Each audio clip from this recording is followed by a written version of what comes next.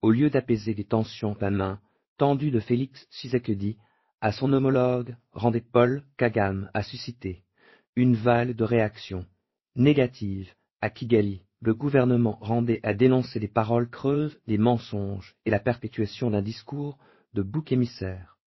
Reste une question, quel avenir maintenant pour les processus de paix? Celui de Luanda et celui de Doha. Nous sommes les deux seuls capables d'arrêter cette escalade, a déclaré Félix Tshisekedi.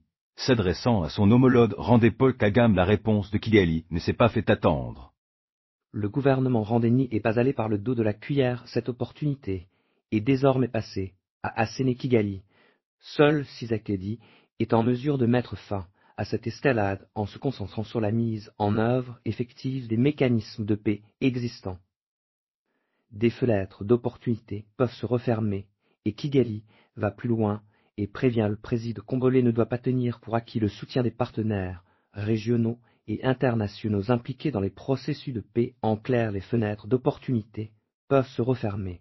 Autant dire que l'ambiance est lourde, alors que les deux parties doivent se retrouver à la fin du mois pour évaluer les premiers pas dans la lutte contre les fleurs sur le processus de Doha entre le gouvernement et l'ACO. Aucun changement majeur, les invitations ont été envoyées. L'ACO annonce 3 délégués contre 2 lors de la séance précédente. En théorie, ils doivent discuter du mécanisme de cessez-le-feu et de l'échange des prisonniers, mais la méfiance s'est renforcée, ils ne sont jamais constants, on ne sait jamais sur quels propos s'en tenir.